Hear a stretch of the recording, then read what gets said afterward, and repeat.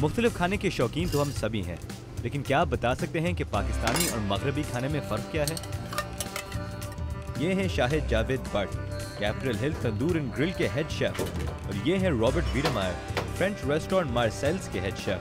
हालांकि दोनों के ओहदे एक ही हैं, इनका काम एक जैसा नहीं है। सबसे पहले बात तो ये है कि हमारा खाना जो है उनसे बहुत मुख्तलिफ है।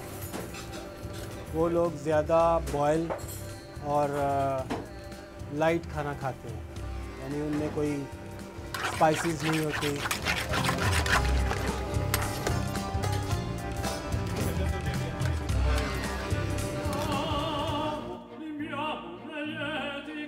Well, this is a duck breast, a Margate duck.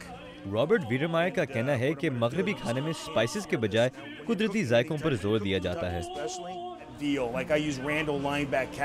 हम असल गोश्त का जायका निकालना चाहते हैं और मसाले सिर्फ उस जायके को इन्हेंस करने के लिए इस्तेमाल करते हैं। यही असल फ़र्क है कि पाकिस्तानी और इंडियन खानों में मसालों पर ज़्यादा जोर होता है और हमारे खानों में बुनियादी अज्जा पर ज़्यादा जोर है। हालांकि दोनों रॉबर्ट और बट साहब खाना पकाने के माहिर हैं, इनकी माहिरत मुख्तलिफ है।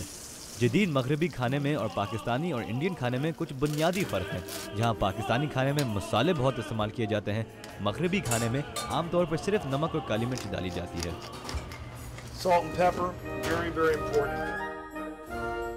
सूजन पिंकर जॉर्जटाउन यूनिवर्सिटी की प्रोफेसर हैं, जिनकी किताब a revolution in taste French खाने के बारे में कुछ दिलचस्प बातों की निशानदेही करती है। उनका कहना है कि पहले मगरबी खाने में भी बहुत सारे मसाले इस्तेमाल किए जाते थे, लेकिन ये आहिस्ता आहिस्ता बदलता गया। यूनानियों और रोमन्स की तरह 17वीं सदी में यूरोप में लोग मसालेदार और मीठे खाने खाते थे। इन्होंने मुसलमानों के खाने से भी असरात कबूल किए, लेकिन जैसे ही मशरक से तिजारत बढ़ने लगी, इन मसालों की कीमत कम हो गई और यूरोप के अमीर तबके ने खाना पकाने के नए तरीके ढूंढने शुरू कर दिए।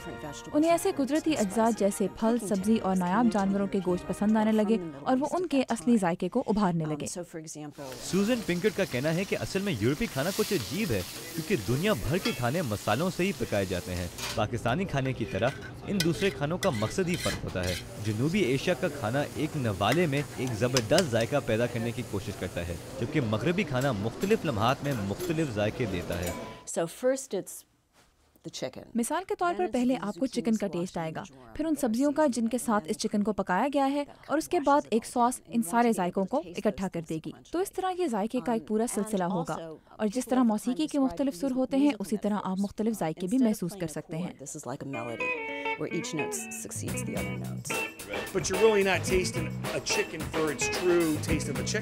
पाकिस्तानी इंडियन खानों में गोश्त का अपना जायका खत्म हो जाता है।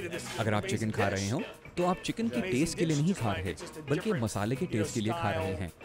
ये कोई बुरी बात तो नहीं है, मुझे इंडियन और पाकिस्तानी खाने बहुत अच्छे लगते हैं, लेकिन जब आप फ्रेंच क्यूजीन की बात करते हैं तो सिर्फ गोश्त के जायके को निकालने के लिए मसाले इस्तेमाल किए जाते हैं।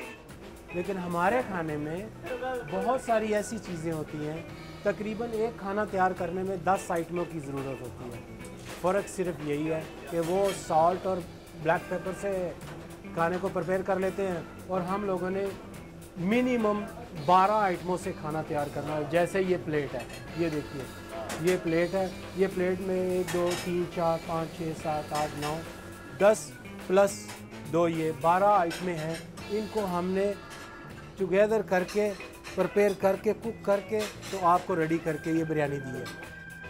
मसाला या गोश्त, मिर्ची या ना मिर्ची, म्यूज़िक का नोट या पूरा गाना, खाने की सबसे बड़ी खूबी है उसकी वैरायटी।